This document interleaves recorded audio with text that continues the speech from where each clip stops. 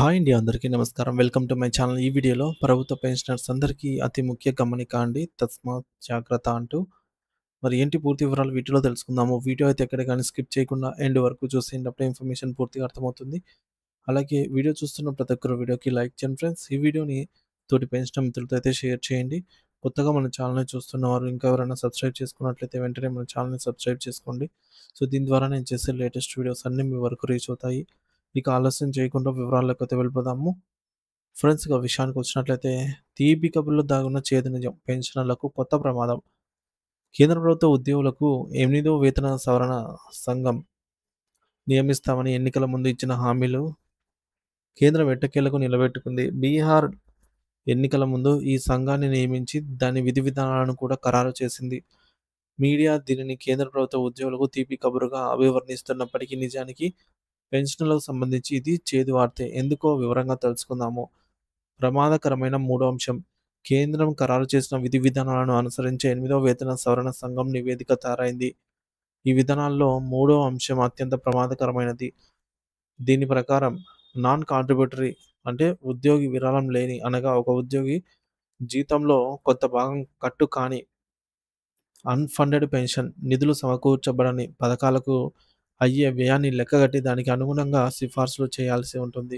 ఈ నిబంధన ఏప్రిల్ 1, 2004 కంటే ముందు ఉద్యోగంలో చేరి జనవరి 1, 2026 కంటే ముందు రిటైర్ కాబోయే వారికి వర్తిస్తుంది. అంటే ఉద్యోగి తన వేతనం నుంచి కొంత భాగాన్ని భవిష్యత్తులో రాబోయే పెన్షన్ కోసం విరాళంగా అయితే జమ చేసే పద్ధతి 2004 తర్వాత మొదలైంది. అప్పటి వరకు ప్రభుత్వాలు తమ వార్షిక బడ్జెట్‌లో ఉద్యోగుల వేతనాలు, పెన్షన్ల కోసం నిధులు కేటాయించేవారు.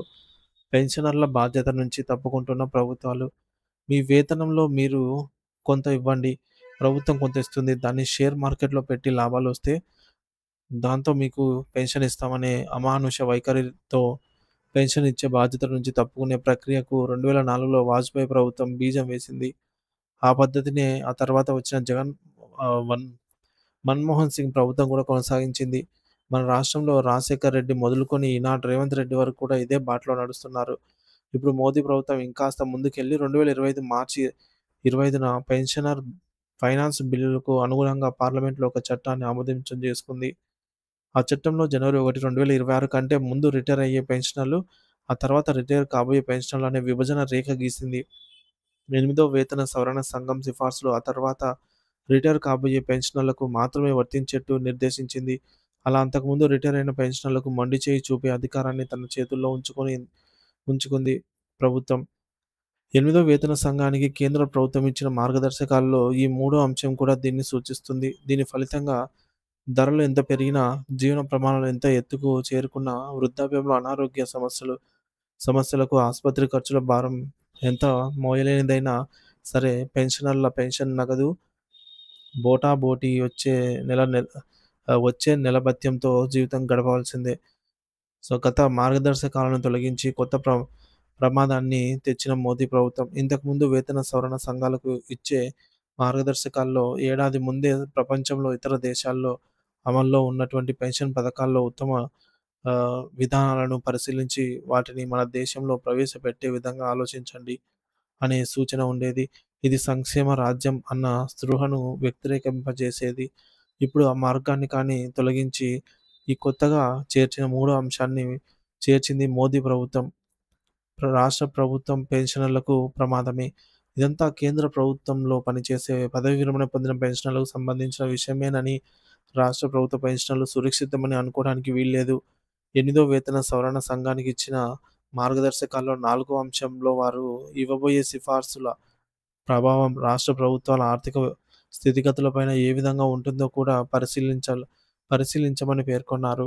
అంటే కేంద్ర వేతన సంఘం సిఫార్సులను రాష్ట్ర ప్రభుత్వాలు అనుసరిస్తాయి అని చెప్పకనే చెప్పారు. 2004లో కేంద్ర ప్రభుత్వం కాంట్రిబ్యూటరీ పెన్షన్ స్కీమ్ పథకం ప్రవేశపెడితే పశ్చిమ బెంగాల్, కేరళ రాష్ట్రాలు అన్ని రాష్ట్రాలు కూడా ఆ పథకాన్ని తమ ఉద్యోగులకు వర్తింపజేశాయి. ఆ తర్వాత పెన్షనర్లు ఉద్యోగుల ఒత్తిడికి తలవంచి 5, 6 రాష్ట్రాలు మళ్ళీ పాత పద్ధతిలోనే అనుసరిస్తూ వచ్చాయి. పెన్షనర్లు ప్రభుత్వానికి భారం అనే పద్ధతిలో 2004 నుంచి ప్రభుత్వ ఉద్యో కేంద్ర రాష్ట్ర ప్రభుత్వాలు వ్యవహరిస్తున్నాయి. వృద్ధాప్యంలో పెన్షనర్ల దుస్థితి పెన్షనర్లు అంటే అందరూ 60 ఏళ్లు దాటిన వృద్ధులు. శ్రమించగలిగిన కాలమంతా ఉద్యోగ జీవితంలోనే గడిపి నెల నెలా వచ్చే వేతనంతో కుటుంబాన్ని పోషించుకుంటున్నవారు. వారి వృద్ధాప్యంలో ఇలా వదిలేయటం ఎంతవరకు రాష్ట్రం సమంజసం? మన రాష్ట్రంలో ఇప్పటికే పెన్షనర్లు పలు సమస్యలతో సతమతమవుతున్నారు.